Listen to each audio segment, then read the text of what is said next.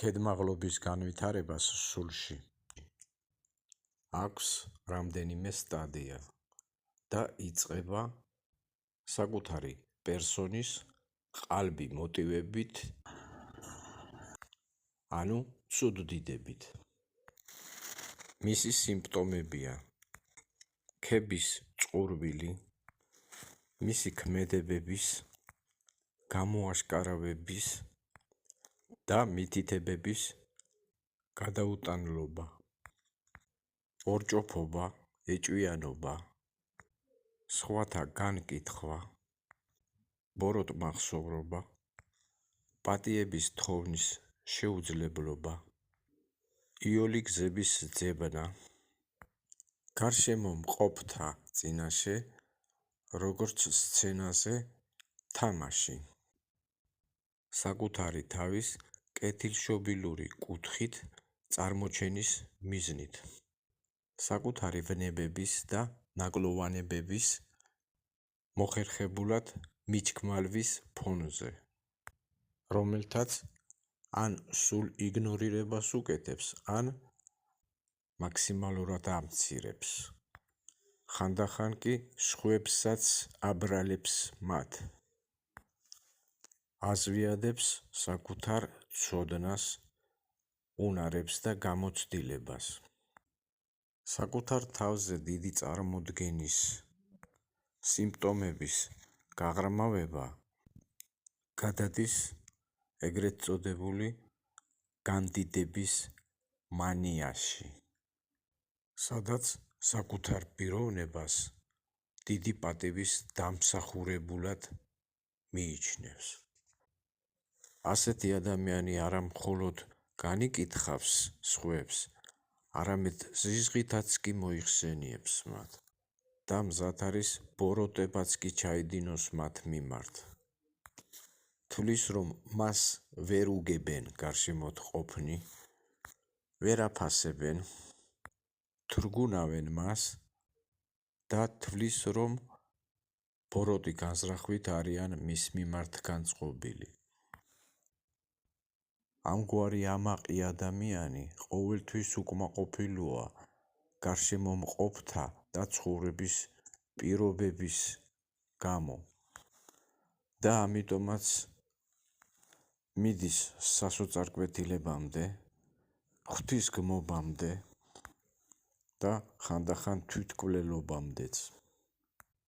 საწყის ეტაპზე ამ პარტავნობა ძნელი აღმოსაჩენია და მხოლოდ ამ საქმეში გამოცდილი ადამიანი თუ შეამჩნევს მას, მის ფესვებს, თავიდან ადამიანი თითქოს და ნორმალურად იქცევა, ხალისიანად, ხანდახან უმიზესოდ ხმამაღლა ხარხარებს, ცდილობს იყოს ორიგინალური და გონებად מחვილი.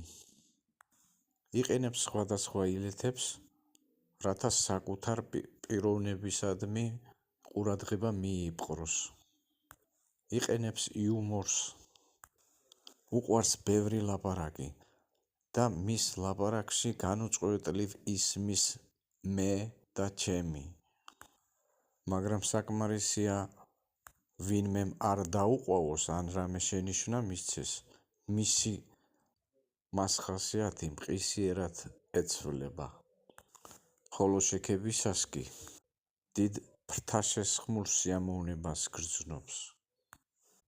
ამ მანკიერებით შეპყრობილი ადამიანი თუ დროულად საღია აზრით არ გადახედავს სინანულით თავის ქმედებებს, ხდება დაავადების გაღრმავება, როდესაც ადამიანი აბსოლუტურად დარწმუნებულია თავის აშკარა უპირატესობაში გარშემო მყოფთა მიმართ, რაც გადადის სხვათა მიმართ მბრძანებლობაში. იწყებს ძალისმიერად გამოყენებას სხვების ყურადღების, დროის, ძალის და შესაძლებლობების, საკუთარი სურვილისამებრ. ხდება უტიფარი და უხეში, იწყებს ყველა საქმეში ჩარევას თავისი მოსაზრებებით, სხვათა ოჯახური საქმეებშიც კი, მაგრამ როდესაც მკვეთრ წინააღმდეგობებს წააწყდება, ის ხდება გაღიზიანებული, ჯიუტი, წუწუნა, აუტანელი, რის გამოც ყველა იწყებს მათგან განშორებას.